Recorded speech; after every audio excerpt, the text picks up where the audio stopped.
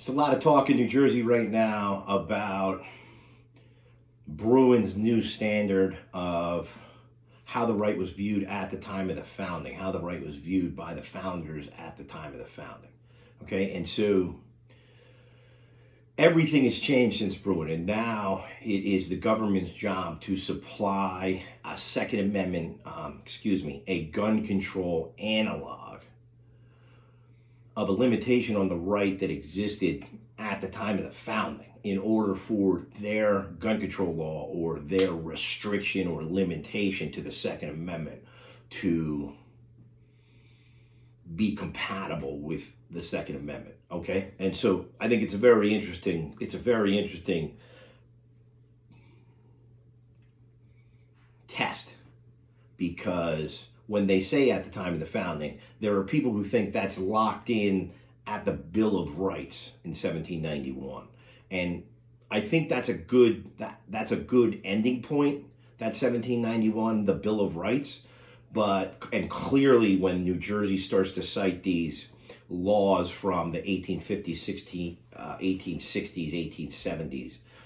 Those laws are no good, especially if New Jersey's going to cite laws from the territories, areas that weren't part of the original colonies and weren't states at the time, or they're going to cite slave laws. Those are all bad laws. So anything in the mid to late 1800s is out, and then anything from the territories or any slave laws or anything like that, those are all out. So those don't count. And that's the funny thing, is that the government, that's all they have. So they're citing all these ridiculous laws. And when you cite a slave law, I mean, you basically just admitted you've got nothing. But understand that it's not the tax on tea that leads to the revolution and then the formation of the Second Amendment. There actually was a gun control push by the King of England on the colonies, because he was mad that we were putting together these committees of correspondence and these committees of safety discussing the government taxing us, and then the government bringing British soldiers here to support the customs houses and the tax collectors. And so because the king was upset that we were voicing our displeasure in newspapers, then there's another gun control law that happens, and this is critical. They don't teach you about this in history class unless you're a major in history, American history in college. You probably don't know this, but this is why we have the Second Amendment today, and it's critical to understand this because this really is at the time of the founding, okay? So this is what leads up to us declaring independence and becoming the United States instead of staying a colony of Great Britain. So it's October 19th, 1774. The British Secretary of State is Lord Dartmouth. And Lord Dartmouth sends a circular letter to all the governors, the royal governors of the colonies.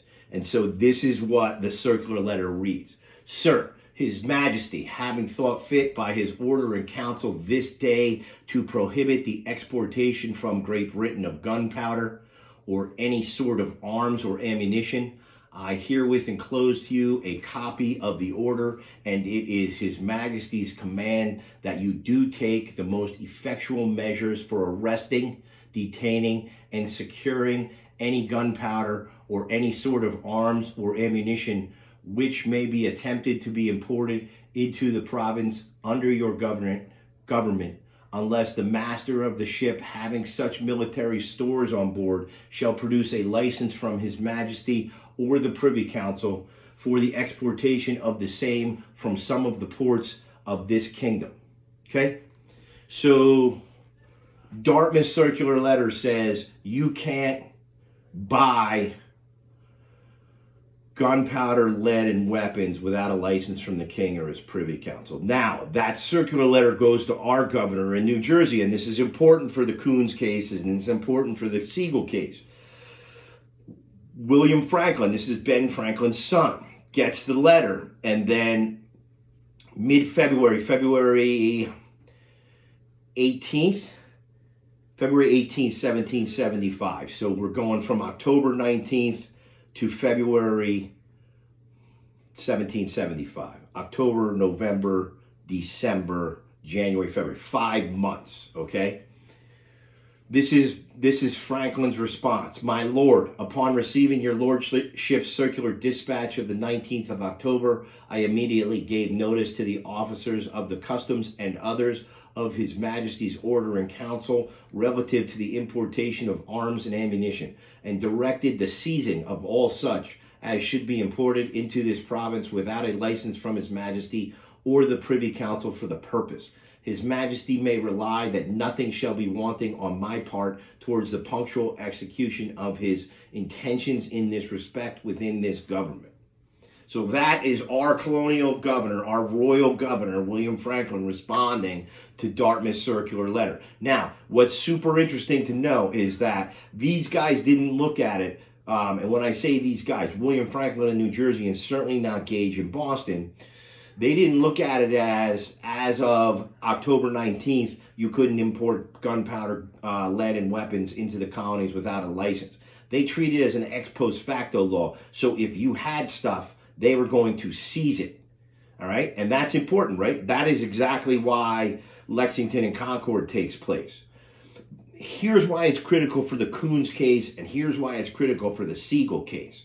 So this didn't happen in 1791, but this is why the founders, and particularly the Anti-Federalists, are upset with Article 1, Section 8, Clauses 15 and 16. And this is why Mason, who was actually the guy who introduced those clauses to the Committee of 11, tells Madison he thinks we need a Bill of Rights. This is why Madison proposes the Bill of Rights later on in the First Congress. The Second Amendment is designed to prevent this. And so when we talk about an analog at the time of the founding, this is actually an analog of a law that went bad. Here's why it's important in Koons and Siegel. There's not one founder that you can document that received a license to buy weapons or gunpowder or lead from the king or his privy council. They just don't exist. New Jersey cannot find one guy in New Jersey who fought in the Revolution and then became a founder of the United States that got a license from the king or his privy council to buy weapons. And we know they were buying weapons, and we know they were stealing weapons. New Jersey can't produce it, and that's why it's important that you understand it wasn't about tea, it was about the circular letter. Make sure you join CNJFO. Make sure you donate to ANJRPC. The Koons case and the Siegel case do not run for free. Those guys, both of those groups, are funding your Second Amendment rights through those two cases. I'm Jay Factor, New Jersey Firearms Owner Syndicate. Thank you for watching.